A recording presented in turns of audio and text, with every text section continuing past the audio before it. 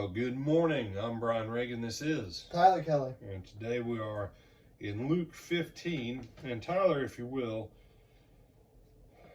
just read verses 11 through 16.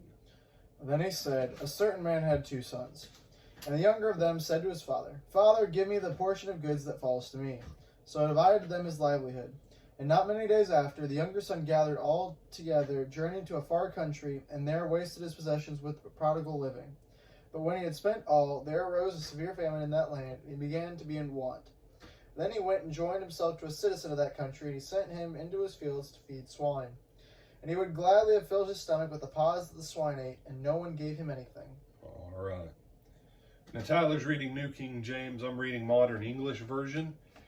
If you have the opportunity, it's abbreviated MEV for Modern English Version. As far as a smooth reading translation, I really like this one. I don't get any kickback from recommending a Bible. This one is probably my favorite English translation after the King James now. But I want you to hear verse 11 and 12. Then he said, a man had 2 sons.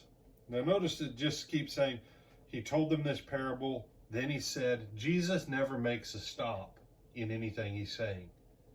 This is all one big story. This is all one big teaching time. A man had 2 sons. Now this would get the Jews' attention. 2 sons. The younger of them says to his father, Father, give me the share of the property that falls to me. So he divides his estate between them. He divides his estate. If he has 2 sons, how much does the older son get? Do you remember, Tyler? The lion's share. Okay, yeah, lion's share. Do you remember the percentage? Or the fractional portion? It's 2/3, right? Yeah. The older son gets 2/3. So let's say the estate was worth $3 million. The young son gets $1 million.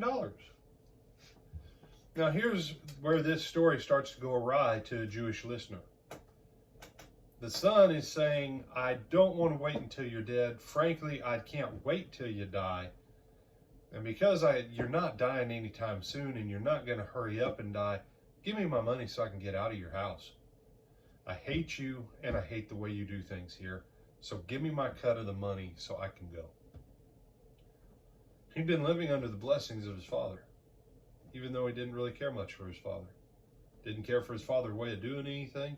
And frankly, he couldn't wait till his dad was dead. To the Jew hearing this, Very disrespectful, Father dearest. Very disrespectful. Now, the first part of this, they're, oh, yeah. At what point they're going, oh, yeah, this is because we brought up the whole tax collectors and sinners, okay? The prodigal kind of people. So, oh, yeah, this parable's fixing to get good for us good-looking Jews that are great with God. We're on God's side. Yeah, we're not like those tax collectors and sinners that are prodigals, wastefuls, scum of the earth. You said scum of the earth. Uh-huh. Yeah, because Jesus tells this guy, this younger son, he's scum of the earth. He's eating pig food. Oh, no, Tyler. No. He can't even eat the pig food. Read it. He wants to eat pig food. Yeah.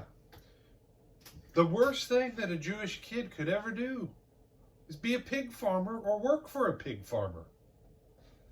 That was like the lowest of the low. Is what, triple unclean at this point? Yeah. I mean, he's so unclean.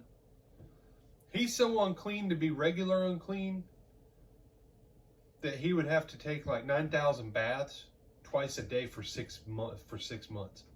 I mean, and then he'd just be unclean. He's nasty by Jewish standards. You know?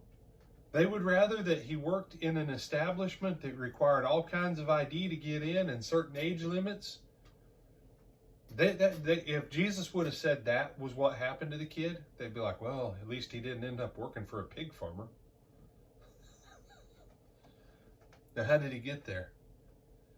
By being a drunken fornicator. You say, so that's how I know he's triple unclean. he's a drunken fornicator who's wasted all of his money, and now pigs live better than he does. He doesn't even eat as good as pigs. You say, what was he eating, brother?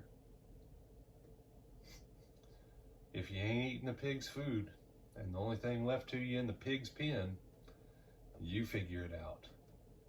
You say, oh, that's nasty. Yeah, that's Jesus' point.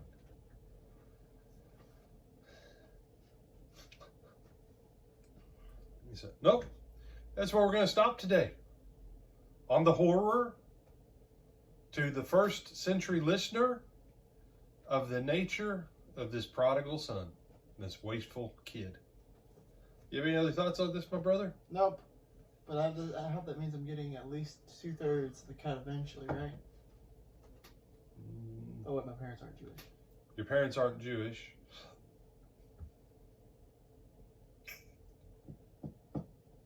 But if your sister marries before anything happens to your parents, she doesn't get an inheritance.